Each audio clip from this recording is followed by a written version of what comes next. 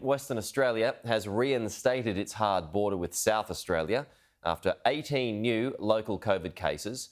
The SA government elevated the state's risk rating to medium, bringing in tough measures from midnight Australian Western Standard Time. It means approved travellers must be fully vaccinated, test negative to COVID and then self-quarantine for 14 days upon arrival. Any West Australian who's recently travelled to South Australia is eligible to return to WA under compassionate grounds and must apply through the G2G pass system. The growing cluster has forced South Australia's governor and opposition leader into isolation.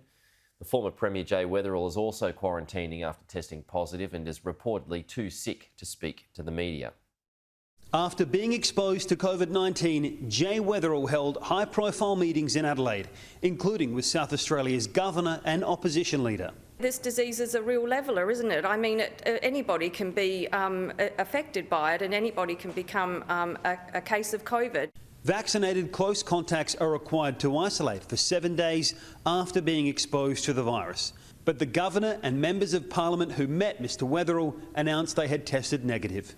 I'm a borderline close contact or casual contact, but erring on the side of caution. So, which means upon the negative result, which I got this morning, I still have to isolate for 7 days. So everyone's got to do the right thing, and I'm just glad that the family's vaccinated, but unfortunately the kids are too young to get vaccinated. So just got to err on the side of caution and get that test done. Government House issued a statement saying Her Excellency Frances Adamson would isolate there, as an acting governor was sworn into her role temporarily. Out of an abundance of caution today, the Lieutenant Governor was sworn in as the Administrator of the State. MPs were advised Parliament House was being shut down as a precaution. By the afternoon, Parliament had resumed. Jay Weatherill is one of 18 cases recently announced by SA Health after he attended a school reunion in Norwood that has been linked to 16 COVID cases. All of the people at that event were vaccinated.